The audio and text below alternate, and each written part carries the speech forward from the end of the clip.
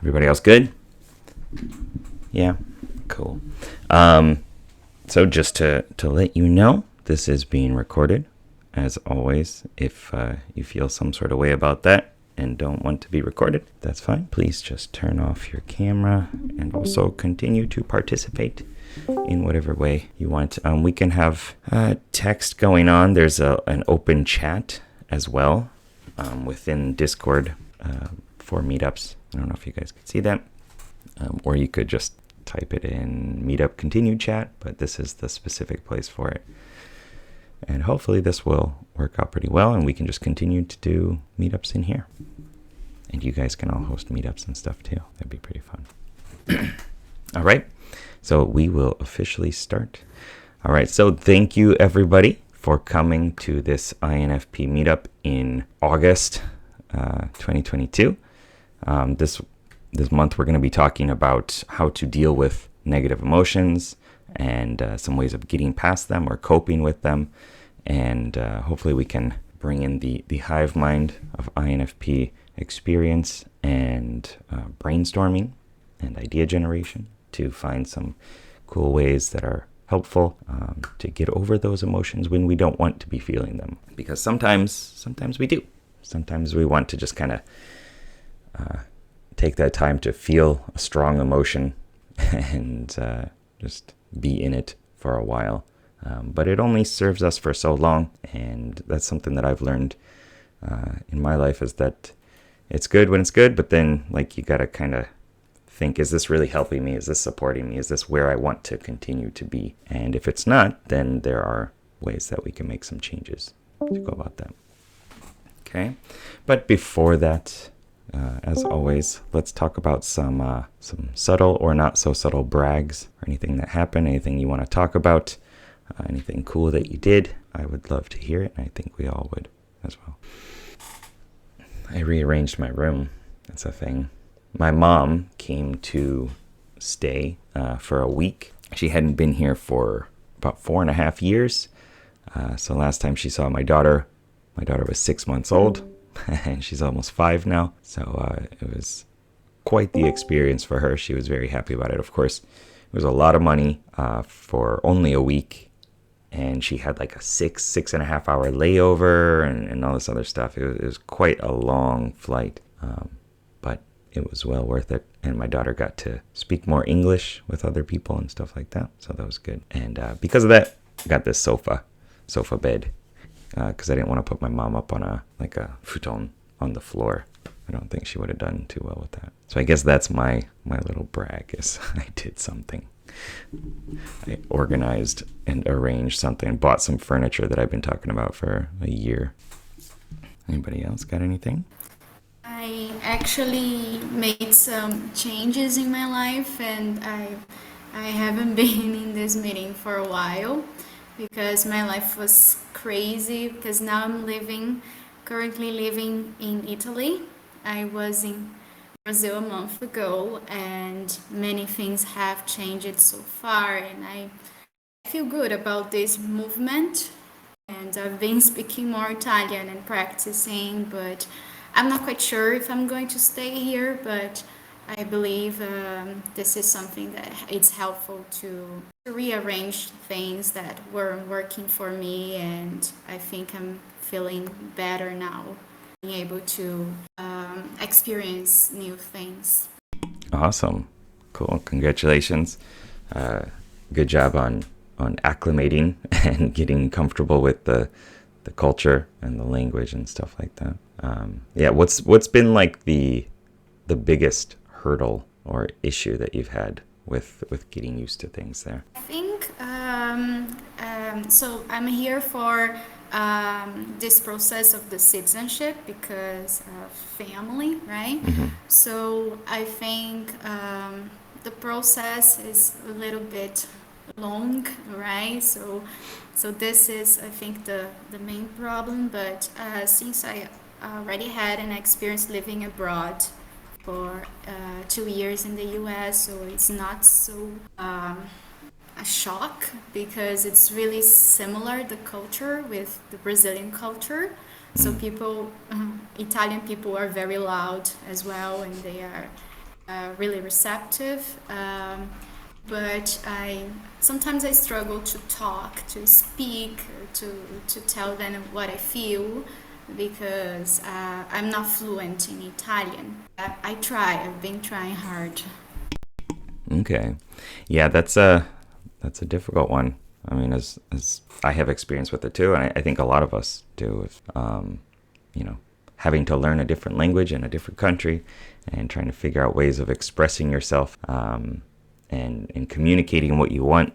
What I found though, for INFPs specifically, is like it's a good training ground for extroverted intuition, because if you don't have the language to say what you want to say, you have to think, what's another way I could say this, right? And you might not be able to use like metaphors and analogies in the same way and paint a beautiful picture of it, but you can still like, well, how can I do this? And you kind of go around and you find different ways of connecting the ideas. And I found that that's just a really helpful way of using your extroverted intuition to practice creating new connections, right? And it's helped me a lot anyway.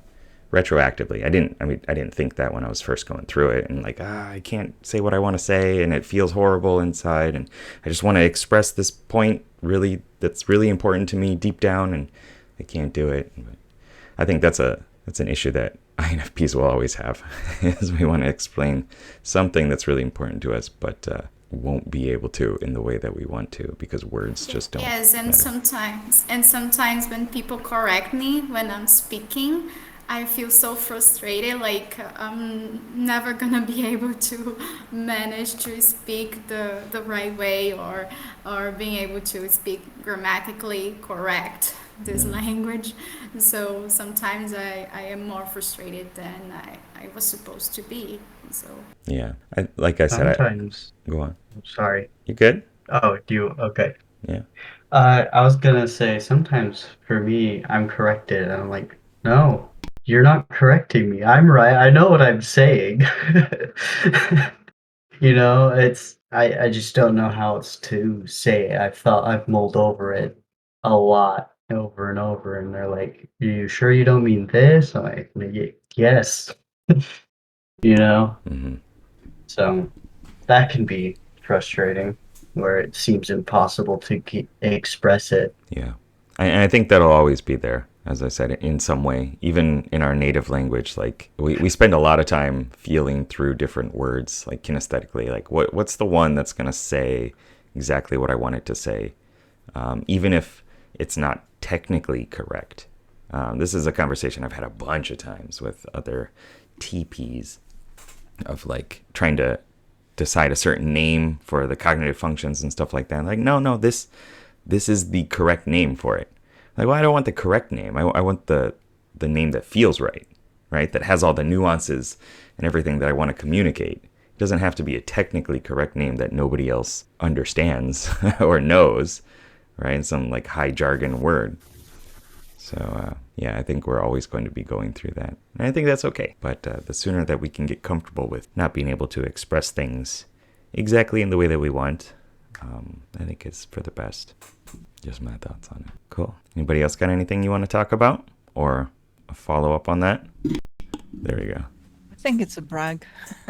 Do it. I finally got rid of quite a lot of papers from my previous job. Yeah. But I had to go through them when I was like sorting the papers out. Yes, they were haunted, exactly. So it kind of got me dreaming a lot about different things in the past. So I don't know. It's kind of maybe connected. Will be connected to what you're going to be talking about now. But yes, it's been good to get rid of a lot of things. But at the same time, it kind of opened the trunk as well in my thoughts. I suppose that I locked in for a long time. So if you, I'm not sure if I talked about what I actually did. So I come from the Kyrgyz Republic, and I was an English teacher back in my country.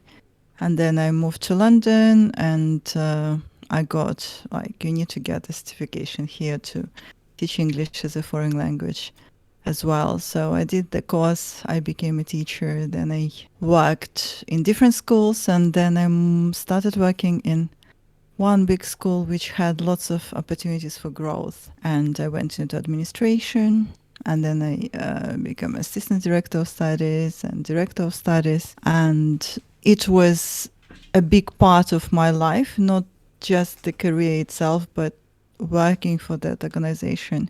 It was like over 12 years I was with them. So it was a big chunk of my life, and it was quite intense as well. So I think it's been 1.5 years since I left, I think now.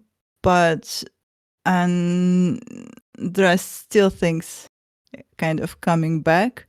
And I dream about like having to go to class and prepare it, and then I wake up in cold sweat, and it's like, oh my god, I don't need to go to class. And there are things that are still are playing up in my mind. So I thought I have processed everything, and I kind of closed the door, but just doing this stuff recently, it kind of woke something up again in my mind. So I don't know, not quite a brag, but anyway, I hope it will kind of lead to our conversation today. Thanks for listening. Thanks for sharing. It woke something up in my mind. I'm very curious about what that is. I suppose there are still things that, you know, how we think stuff. Oh, I should have done that. I should have said that. What would have happened if I would have been in this situation, and if I had acted in this way. So, but I have to in many things in my life, I understand that I couldn't have done anything in a different way. I couldn't have done anything differently. From where I am now, of course, I would have done everything differently in my life with the knowledge now. But at that time, with my experience at that time, with the way I was thinking at that time, I couldn't have done many things differently. Yes, there were decisions that were made, but so I know that in my kind of in my intention, I always wanted to do the best that I could. Yeah. But the dreams are still there. The thoughts are still there, and they come up, and I have to like remember that this is the past. It's not the present. Nothing to do maybe with the future either. So yeah, I hope I answered your question in the roundabout way. Maybe. How? Maybe. There's it's called a presupposition for neurolinguistic programming, which says that everybody does the best that they can with the resources and experiences and state that they're in. Right? Nobody intentionally makes a bad decision. Right? For some reason, we think it's a positive decision. You know, in that moment with who we are being right then, we always make the best choice that we see, that we see available for us. And I've kind of taken a lot of solace in that, I suppose, of just like, yeah, maybe looking back at it now, that was not the right choice. You know, I messed up or something like that. I would have done things very differently. But at the time, like that, for whatever reason, that seemed like the best choice. And that's okay. Just kind of moving on with that. Cool. All right. Thanks for sharing. Anybody else got maybe one more? If not, then we'll move in to phase 2. I don't know if it's a brag. Sure. I mean, I consider this a brag, actually. I'm surviving. It's just, I finished my class, and I'm just like, it's like a transition period between entering the job market and just not having really too much of a income. So it's like, oh, what is this? What is the next stressful thing that's going to happen? So I guess I'm surviving, which is the very minimalistic brag I can do. Okay. Surviving is the first step to thriving. You gotta get through the survival process first, you know, and figure out different ways of tweaking it to make it a little bit easier, learn a little bit, change a little bit, and then it starts becoming a better situation. If you're not surviving, then definitely not in the place that you should be. So, cool. Okay. So I think, we do share like, any obstacles and stuff in the way for growth and stuff like that. But I think maybe we should get into the emotional stuff, and then some obstacles might pop up along that path. And if we do have extra time at the end, then we could also go back and say, like, I'm dealing with this thing. Can anybody help me out? Does that sound good? Cool. So emotions are kind of like the place that we often find ourselves struggling, but also where we want to be, I think, right? Like, as introverted feelers, we spend so much time trying to organize and sort how we feel about different things. That's what the feeling function does. It's the one that organizes feelings. And that it's not necessarily tied to emotions, right? It's how you feel about things. But if you spend so much time trying to figure out how you feel about something, you spend a lot of internal time reflecting and resonating over different emotions. And because of that, we do spend a lot of time delving into our emotions. And I think just sometimes the negative emotions, the heavier emotions are more appealing in some ways, because it just really makes us, oddly enough, feel alive, by going through these really deep, dark places and stuff. We feel an extreme like wave of emotion, right? And I think that just reminds us of maybe like what we want to do, or kind of who we want to become, I think in a positive way as well, of like, well, if I can feel this really scary or deep or painful emotion, then also like what's on the other side of that, like in a positive sense. I think there's also kind of that perspective of like, well, there's always an opposite, right? So maybe there's a complete bliss and joy and positive sensation and feeling as well that I hope to one day experience. And I think it's kind of always a process of trying to figure out how to balance those. But those are just some of my opinions and thoughts on it. Yeah, go ahead. Yeah, sorry. I think another part of that is, at least for me, is like the bigger I guess, stronger or intense the emotion, the more there is to explore with said emotion. Did I disconnect? Your I video is like disconnected. on and off, but your audio has been Oh no. so we can hear you, or I can anyway. Oh no, he's gone. There is a lot to explore with different emotions, and it puts us in a different place. It puts us in a different mental space as well. And as mental space and heart cartographers that we are, it's a kind of a thrilling ride, I think, to explore these different facets of ourselves and these different aspects of each emotion, and kind of each like emotional cocktail and mix of all these different states and stuff like that. Like, what is this one going to taste like when I experience this emotion? I've definitely been there and have put myself in strange situations to get novel experiences and novel emotion. Sometimes for the best, sometimes not. But it's always a learning process, I suppose. I don't know if Mitchell's going to come I'm back. back. Oh, hey. I still I don't cannot know see what your you video, heard. but I can hear Oh, you. you can't? Should I just turn it off then? Yeah, it's up to you. For the recording purposes, I have my video mainly on big size. If anybody else wants to chime in while we're waiting for Mitchell to figure his stuff out. What's your experience with negative emotion? Like, what is it like? What is it like for you guys as a metaphor? Medical negative emotions is like you're going so very deep down, so you can appreciate the normal level more. When you're always nothing bad happens, nothing, you can't appreciate that something is a bit better. And when you've been down, you see how it's relieving to just be back to normal harmony and stuff. But when it's always harmony, it's getting boring. So I actually appreciate having these waves of emotions every once in a while. because, yeah, like you said, it makes you feel better alive. Yeah, thank you. Yeah, going deep down to appreciate the normal level more, and the relief of kind of going down there and exploring those depths, and then surfacing again to a normal harmony. But also, you said if it's always harmony, then it's kind of boring. And so I think that desire to explore those different facets is something that we're always going to find ourselves drawn to and compelled to.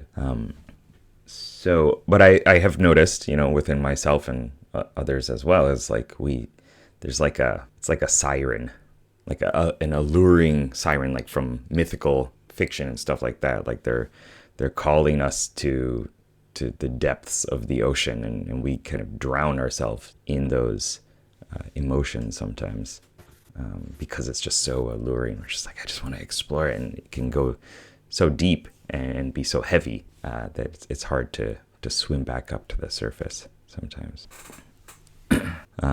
Yeah. So what do you do about that?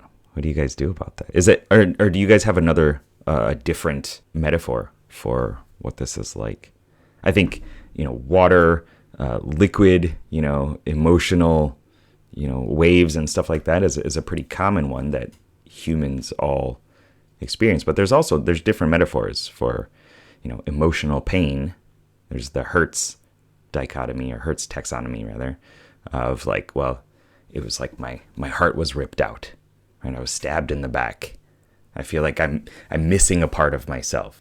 That's something that I'm pretty sure a lot of INFPs have in their metaphor repertoire. There we go. If anybody else has one. I think, and I don't know if you were able to hear this before because I disconnected. But I think there's also the exploration of it. We're like an adventurer trying to discover these deep, dark caverns or labyrinths of emotions, trying to find all the hidden intricacies within them. At least that's how it is for me. And I think that has a lot to do with the extroverted intuition, I think. Mm-hmm. Yeah, I think so too. There's an excitement to it, to discovering more and more about this thing, this emotion, this place inside my head. Mm-hmm. Yeah, extroverted intuition is definitely all about exploring. The word that I've landed on for it is the innovating explorer, because it innovates. It takes two things and smashes them together and sees what becomes out of those. And also there's that kind of sense of wanting to explore more and that ideational curiosity. And extroverted intuition has no desire to close any loops, right? It's just always wants to explore more. It's just like, whoa, how can I go further with this, right? And then the second that we find something, right, we explore those caverns, the labyrinths, and we turn this way, and then, no, I got to go more. I got to go further. I got to see what's over there. I got to see what's in the box. It's just like endless curiosity of like, how can I delve further? How can I explore more? How can I discover more things?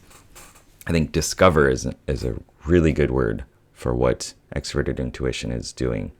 Whereas introverted intuition would be more like uncovering, I think. Like there's this, like a veil, a mist or something like that. Like something's been covered for a long time or just not seen, and it's kind of revealing that.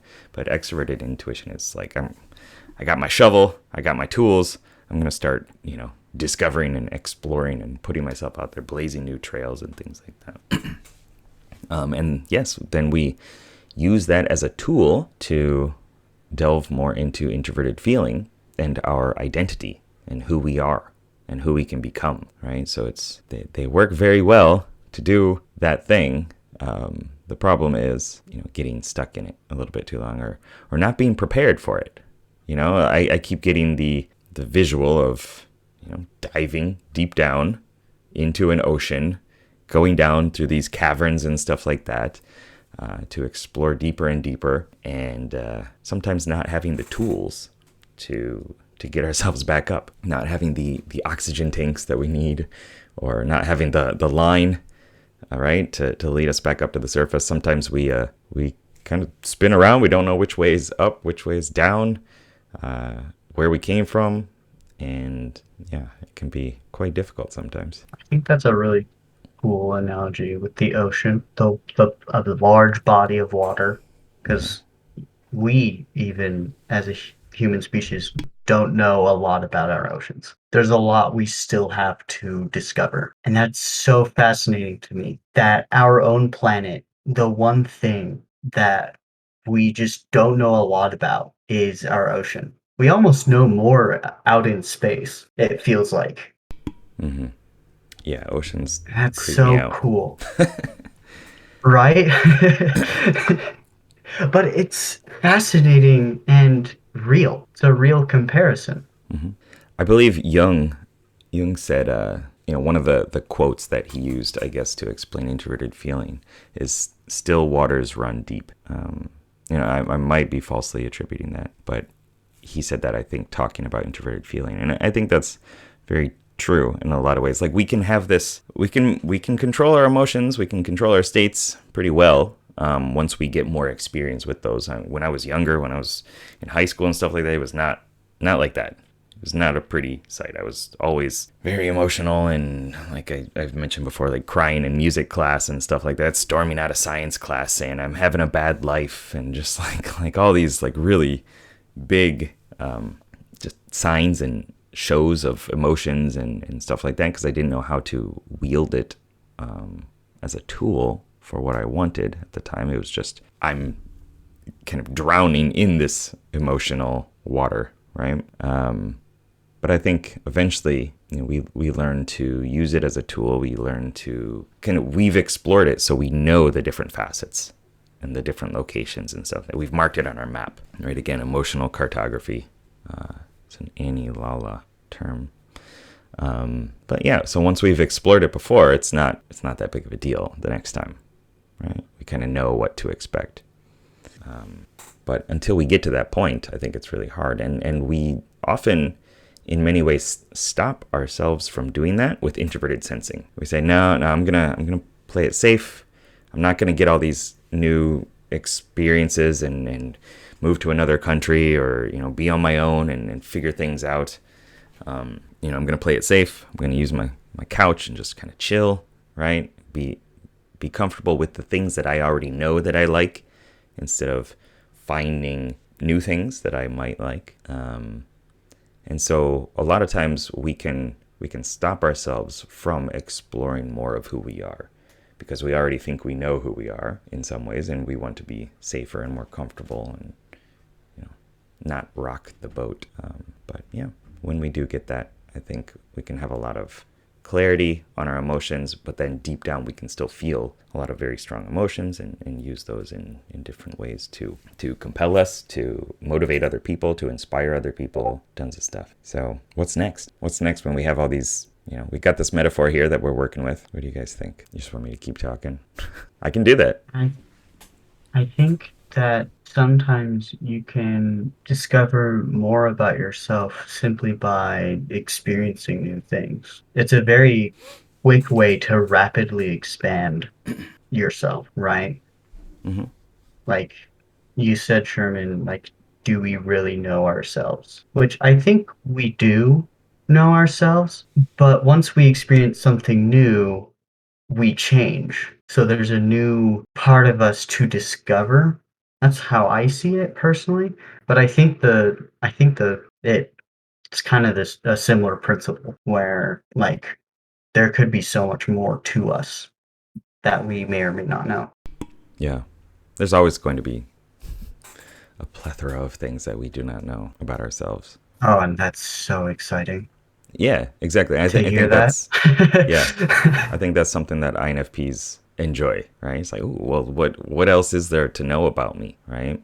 It's kind of selfish. I don't know if that's the right word, but self-focused, right? I'm super curious about myself, right?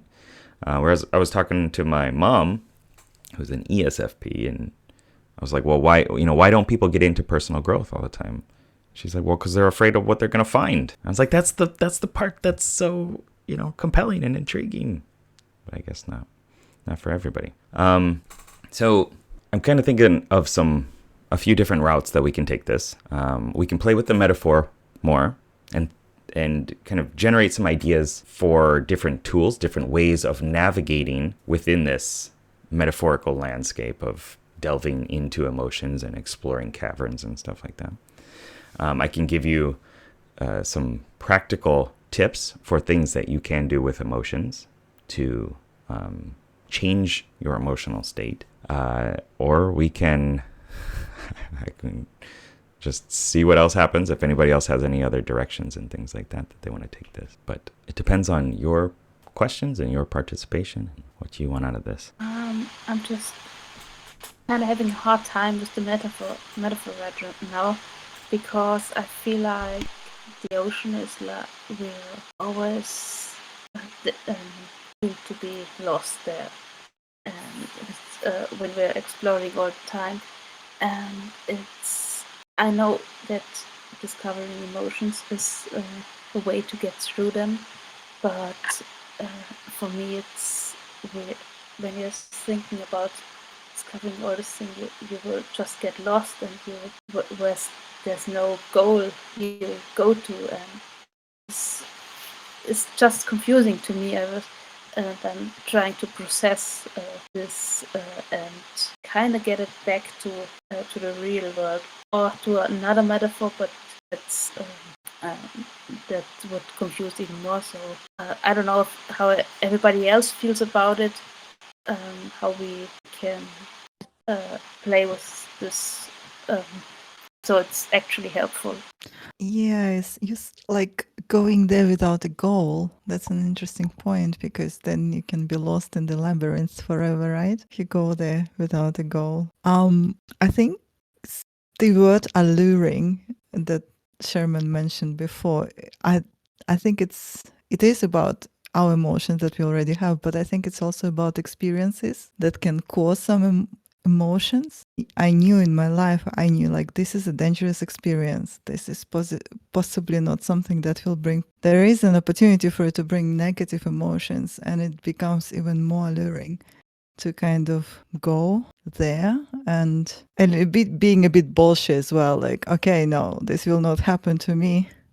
I will be able to manage the situation, so I will not experience the kind of negative side or negative emotions, and it will spare me kind of being a little bit too arrogant maybe for the situation. Talking about metaphors and the negative emotions, one thing that came to mind is like a needle piercing my heart, or like the body of water or drowning.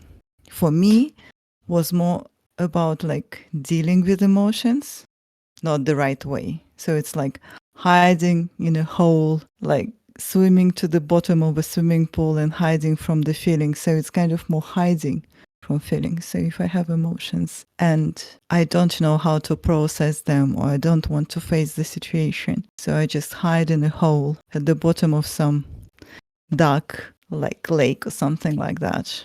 And that's kind of my way of dealing with it without a goal. But I think having a goal is maybe a key. So what do I want to achieve by processing these emotions, and what states do I want to come to after I have gone through the process? I think that might help the direction. So instead of going deeper and losing myself in those caverns, I can find a way to the surface and find maybe the right tools on the way as well. Okay. Yeah. This was really good.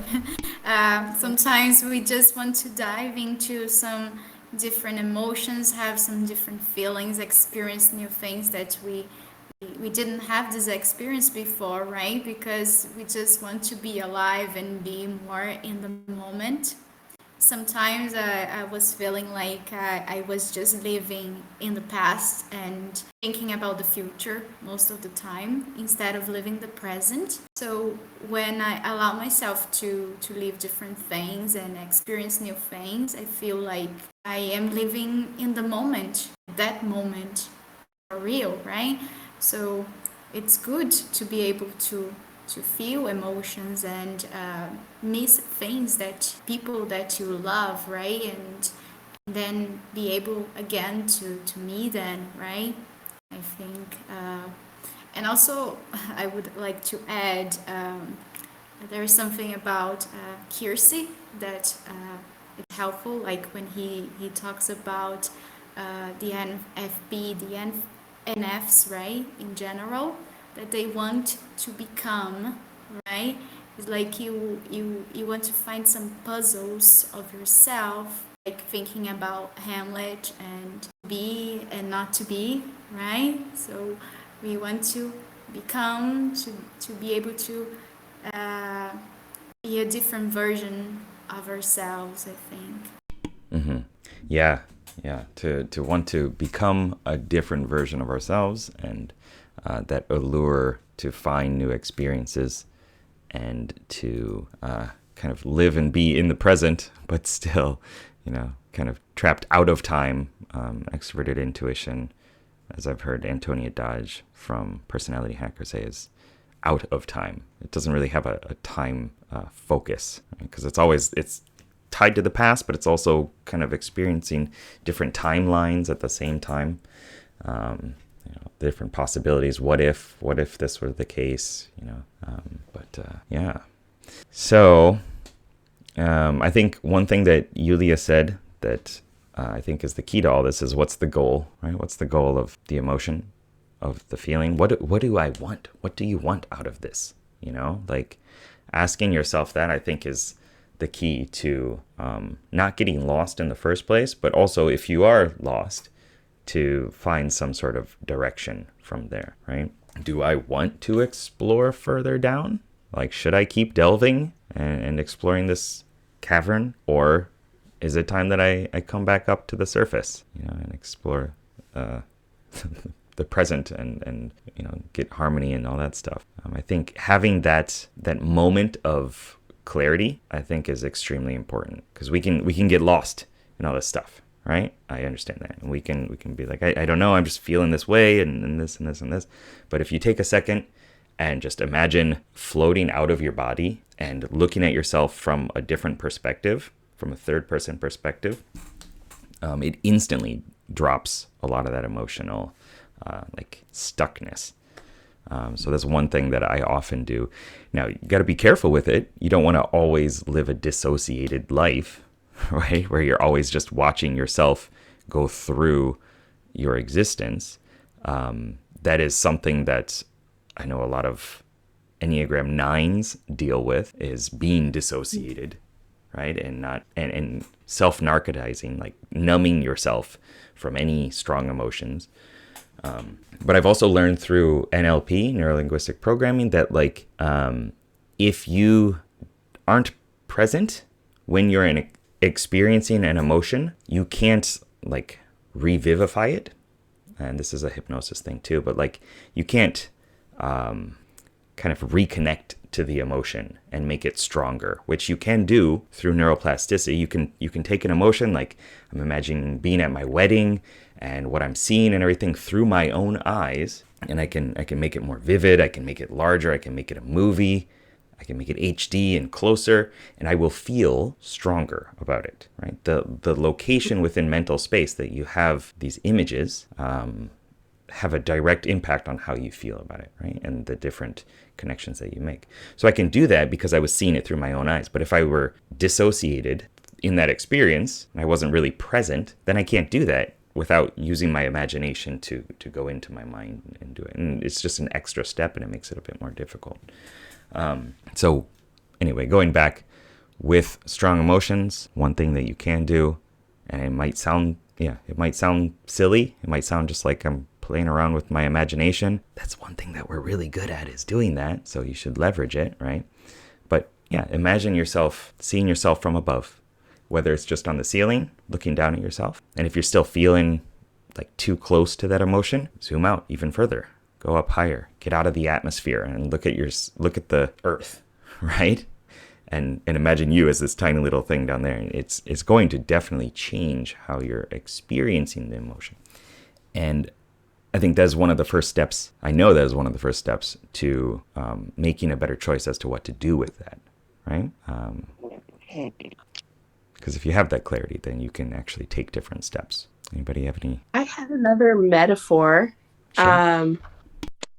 that relates to my life experience of either being emotionally dry or maybe even numb or emotionally saturated. So, like the soil of a plant. So, neither of those is the ideal situation, right? Because you want it to be, I guess moist and able to grow the plant. Yeah, so that's something that came to me. And like realizing that having an emotion, it can make the soil more rich for having experiencing it. Yeah. And realizing that any emotion will pass, it's like not a permanent state has been helpful for me too on a separate tangential note. But yeah. Mm-hmm. Thank you. Yeah, I like that. I like that metaphor. And you can change your metaphor for how you view things, right? And find one that's more suited for what you want to become. So seeing the soil of a plant, right? And a plant, you got to nurture it. You have to water it. You can't drown it with emotions. You can, or with water rather. But it's not going to help it grow, right? It's that balance. And also, as you kind of mentioned, like, I don't think this is the right word, maybe mulling or churning the soil, right? Like you have to change the soil a bit. You have to add some different stuff. I know if you have a garden and you plant tomatoes, right? And then the next time you plant a different plant, right? Cucumbers, I don't know, something else, then it actually helps the soil, right? It helps it makes it more nutrient rich. And so finding those different experiences, exploring those different emotions, and having the idea and intention that this is going to be good for me, right? This is going to help me cultivate, myself, I think is extremely important. And as you mentioned, any emotion will pass, right? There are seasons, right? So that's tied to that plant metaphor. And there's growth and wilting and death and rebirth and all this other stuff. So I like that metaphor as well. Can I add something to that? Yes, you can. Yay. Okay. So it does vary between different types of plants, whether it's a tree, a flower, or a weed, or like something in the desert like a cactus. But generally speaking, the plant can only grow so much if the roots aren't so deep. That kind of works both ways, though, I think. So there's an interesting way that you can balance it so that you can go even deeper if you wanted to in a safe manner. Does that make sense? At least that's what I'm thinking. I don't know if that works or if there is like a definite limit, but like a tree, for example, if it's really tall, its roots are probably really deep. If its roots are really deep, it's probably really tall. Yeah, Looking from either angle, it's probably about an equal measure, give or take. definitely could be. And so with that, you could think of the balance of internal exploration and the depths that your roots are going, right, to find nutrients and water and stuff like that, and who you are becoming and how tall you are growing into the world, how robust and stable you're becoming. Definitely is correlated with your roots, I would say. Not only that, but what you can do with those things you've learned about yourself. Mm-hmm. Because maybe the tallness, the thickness, the amount, the how lush the leaves are. Maybe it's got some flowers or some fruit. How do they taste, right?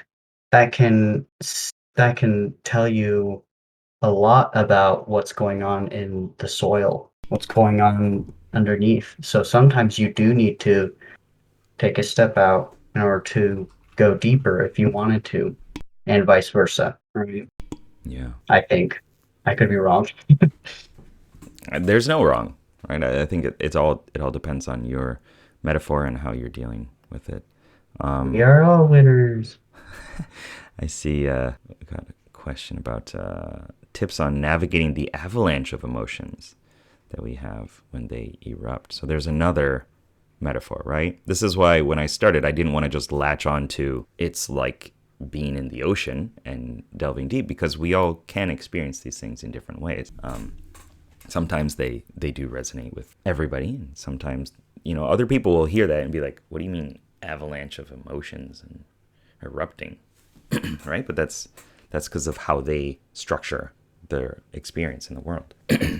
I'm curious about erupting avalanches.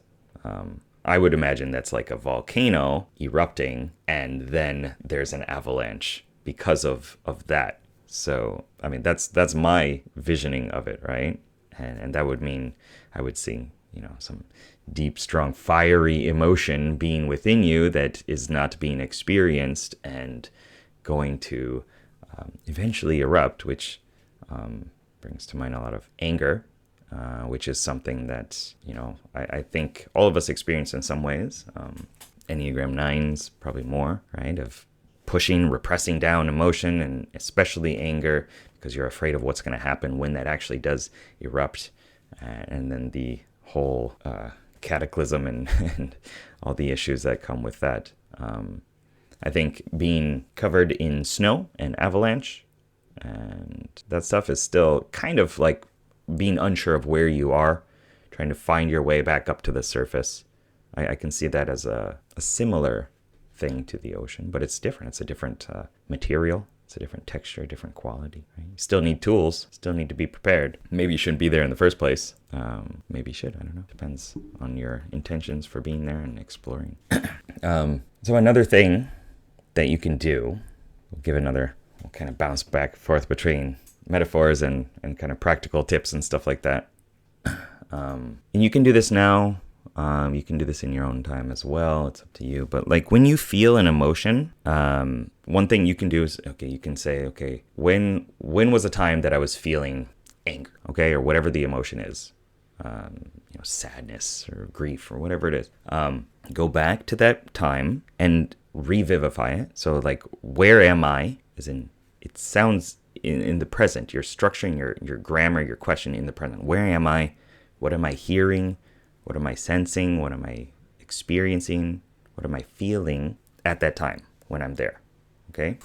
And once you connect to that, once you start to feel that in your body, you can change it.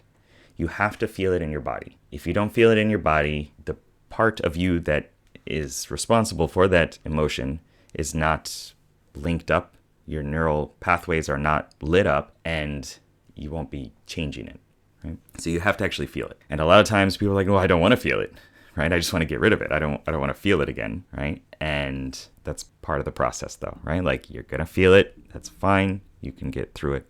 So when you feel it, there are some things that you can do. Maybe it's this churning, sensation in your solar plexus, right?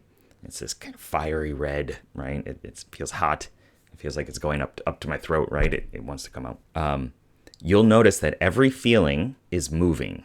It has to be moving for you to be aware of it, okay? So which direction is it moving? Is it spinning this way? Is it going this way? Is it going this way? What is it doing? What are the emotional, like, kinesthetic movements to it, okay? So you've felt it. You've revivified it. You felt it. You've noticed which direction it's spinning or moving. Take it out, like physically with your hands, reach, like you're grabbing it, and pull it out. Put it out there. You've instantly changed your neural pathways, right? You're using neuroplasticity here. You've moved it into a different mental space. You have to feel different about it because it's not here anymore. It's here, okay?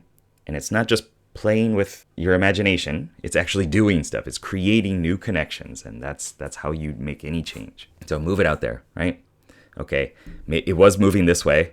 It was this fiery red, okay? You can spin it. You can make it faster in the same direction, and you're probably going to feel it worse.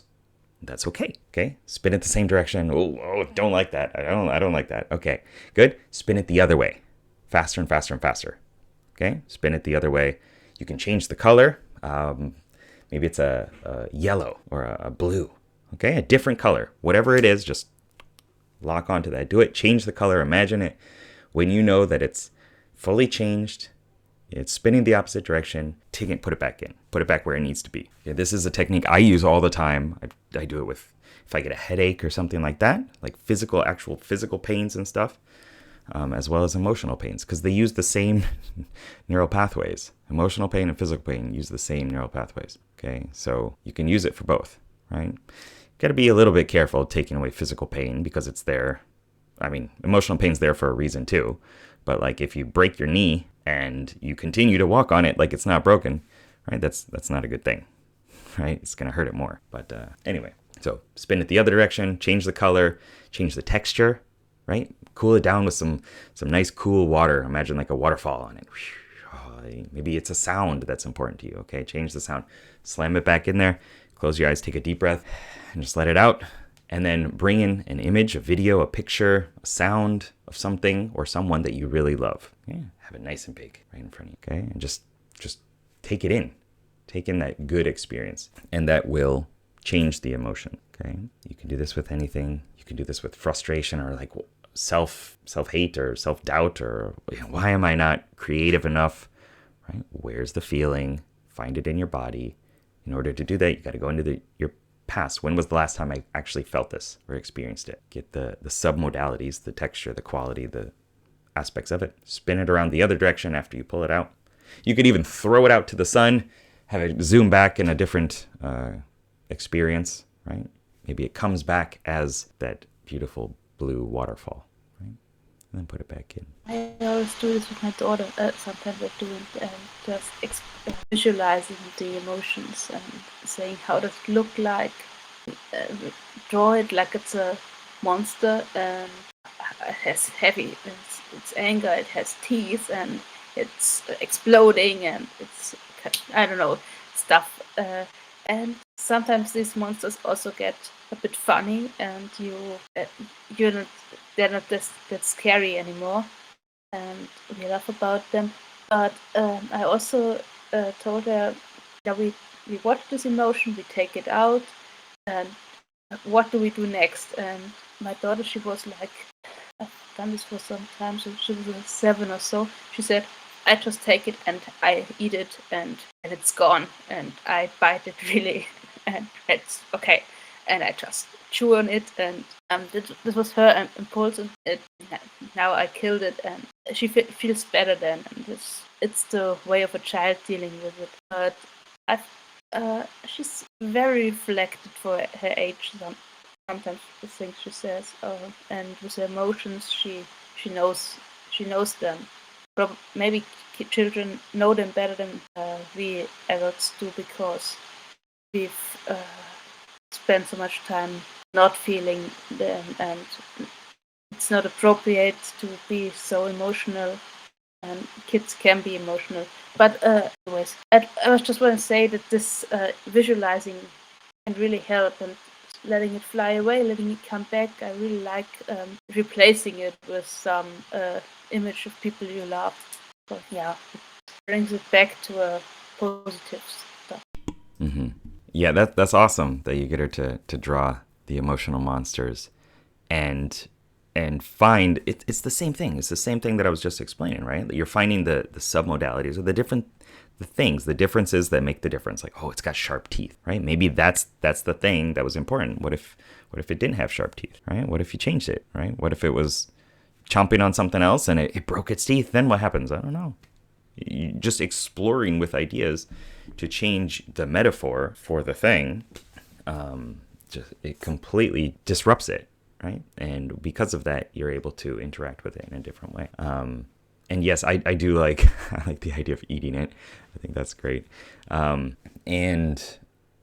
replacing it with a different thing.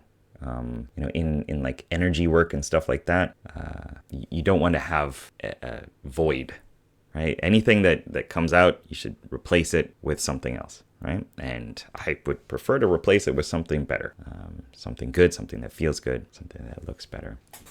And then from that, one of the best questions that I found that you can ask is like, now that I'm feeling this good thing, what do I feel about that bad thing? So you you're in a better state, right? I'm feeling more resourceful. I'm feeling more creative. I don't feel that fiery eruption thing anymore. It's right. It's this beautiful, nice, peaceful waterfall. Now that I have this, now that I'm experiencing this, and I look at that problem, what's changed? What's different? And that's the meta model, or meta pattern rather, or ADAC as other places call it. But it's like from a good position, from a good state, you can collapse, you can get rid of a bad state. So if you have it, you can overwhelm any problem with enough good, is what I think Richard Bandler said. So if you're feeling exceptionally great, feeling amazing about this thing, and then you look at that problem, it changes the problem. So getting yourself into that better state is extremely important. If you just keep looking, if you're in a bad state, I'm sure we all know this, if you're in a bad state and then you start thinking about the past, everything's bad. The lens that you have on, the glasses that you have on are the everything's going to look bad lenses, right? And it's not helpful, So put on some better visioning apparatuses, or see it from a different light, different perspective. Is that helpful? Yeah. No. Yeah. Cool. I do this stuff all the time with superheroes and stuff too. Like I blast problems away like Iron Man from my chest, and do all this other stuff. Have fun with your imagination. Use it, because we're good at that, and we like that, and that's how our mind naturally works. So use that, and then play with the emotions. Move them in different places, change colors, do different stuff with them, draw them, rip it up, right? Throw it away, burn it carefully, safely, right? You can do all sorts of different stuff, and your mind will change your experience of it. You can even just put it behind you, right? I do that all the time. Like I had that bad memory of, the person that I don't want to remember, or whatever it is.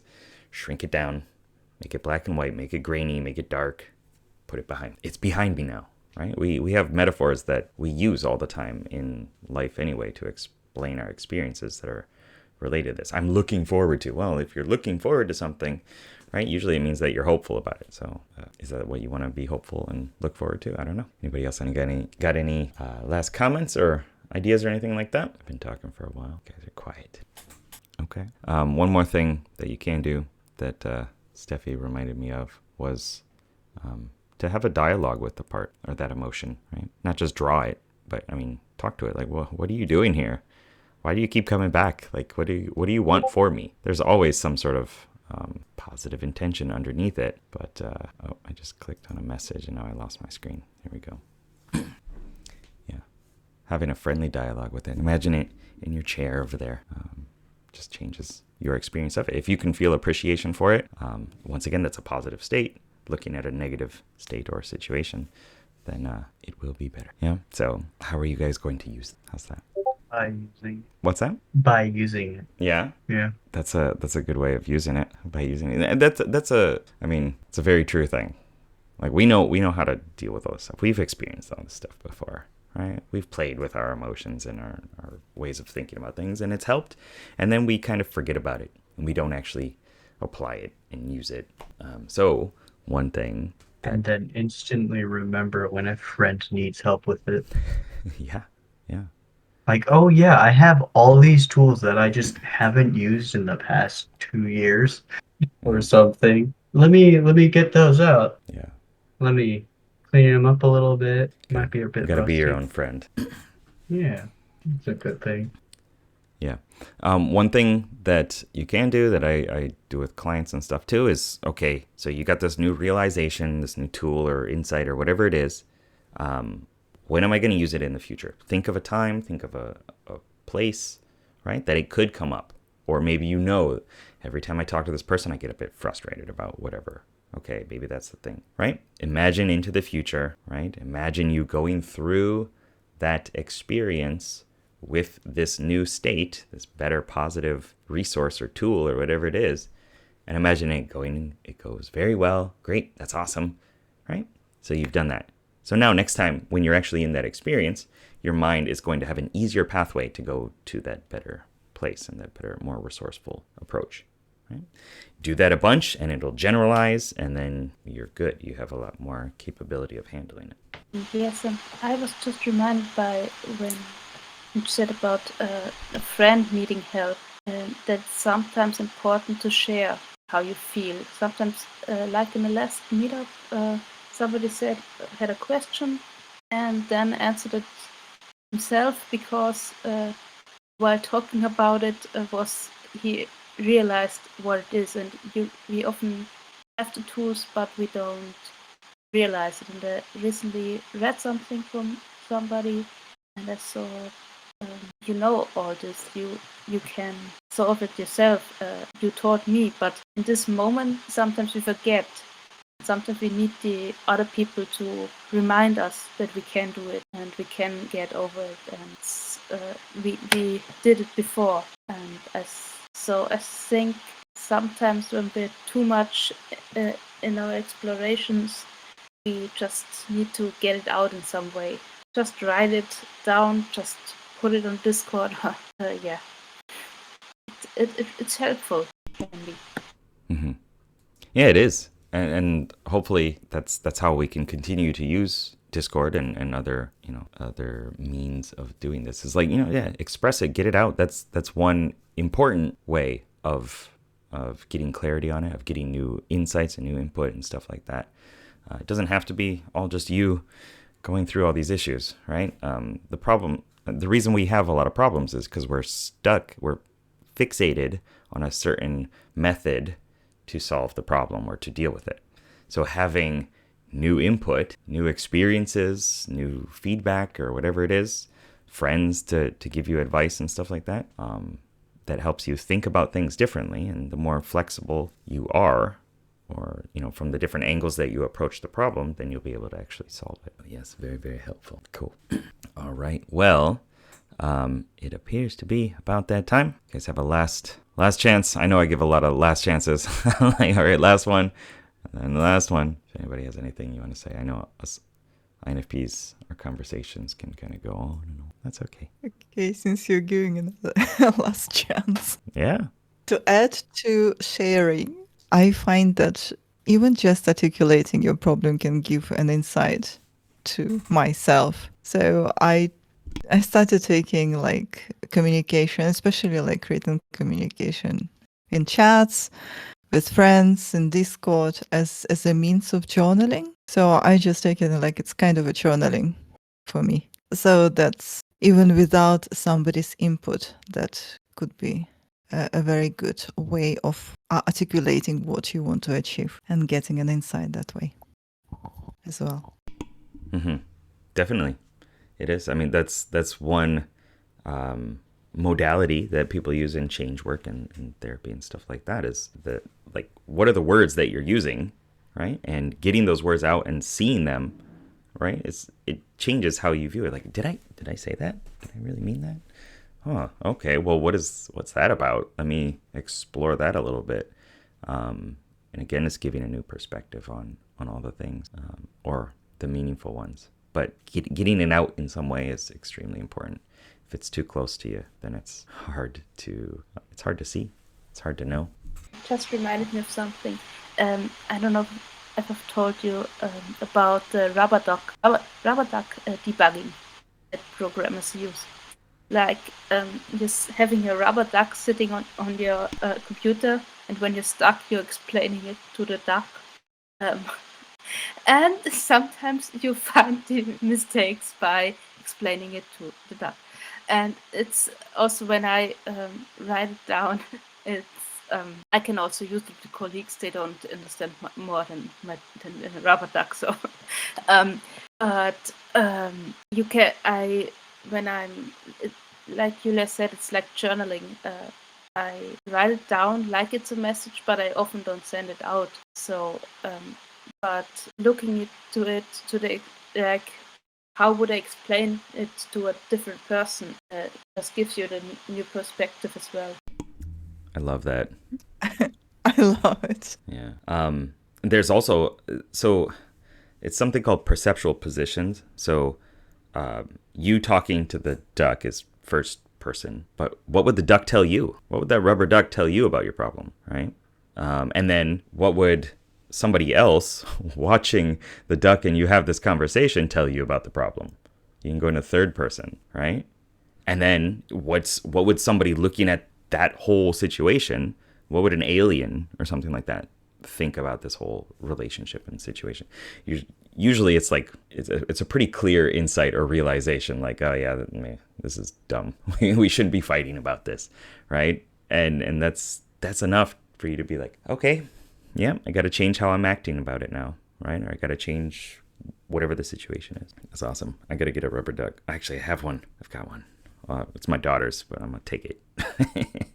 I'll explain. She'll be okay. She won't use it anyway. Yeah. And do this with your cognitive functions too. The parts of yourself. Like, what would my empath say? What would my explorer say? What does my guardian tell me to do? What's my commander yelling at me about? Right? And being able to shift into those different positions and perspectives creates flexibility. Flexibility helps you do different things. And doing different things is how you solve problems, right? All right. It's time. It's time to stop the call. Thank you very much, everybody, for participating, for sharing your metaphors, for sharing how you feel about different things and really expressing these. I know it can be a vulnerable place, but I think that the group that we have here in the community is right for that. And please continue to share in Discord. And I'll send a message about that soon. I think Heartbeat is on its last legs. So, but I'll write a message about that. And I really do appreciate everybody for participating and joining every month. It's great to see you all. Let me know how you use these tips and tools and techniques, and show us pictures of your rubber duckies. And I appreciate you all. Bye.